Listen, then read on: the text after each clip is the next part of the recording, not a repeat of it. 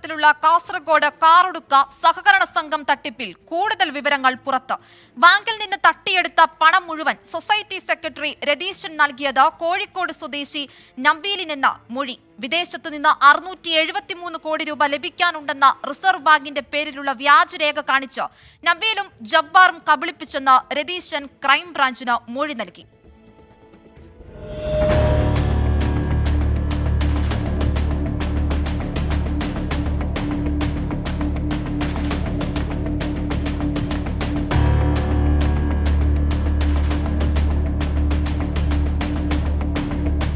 Bank സെക്രട്ടറിയും CPIM Mulleria local committee അംഗവുമായിരുന്ന K രതീഷിനെയും സുഹൃത്ത് ജബ്ബാറിനെയും ചോദ്യം ചെയ്തതോടെയാണ് തട്ടിപ്പുമായി ബന്ധപ്പെട്ട കൂടുതൽ വിവരങ്ങൾ ക്രൈംബ്രാഞ്ചിന് ലഭിച്ചത്.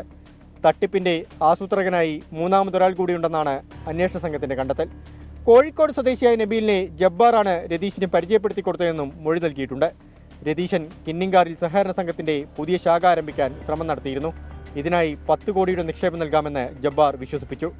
നബീലിന്റെ കൈവശം കൂടുതൽ പണമുണ്ടെന്നും ഇത് നിക്ഷേപമായി എത്തിക്കാമെന്നും ഉറപ്പു നൽകി. പിന്നാലെ റിസർവ് ബാങ്കിന്റെ ഒപ്പുള്ള രേഖകളും നബീൽ തെളിവായി കാണിച്ചിരുന്നു. തുടർന്ന് ജബ്ബാർ മുഖേന ലക്ഷങ്ങൾ കൈമാറിയെന്നാണ് അന്വേഷണ സംഘത്തിന്റെ കണ്ടെത്തൽ.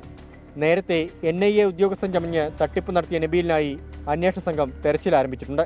ഇയാൾ പോലീസിന്റെ നിരീക്ഷണത്തിലാണെന്നാണ് സൂചന. 24 കാസർഗോഡ്.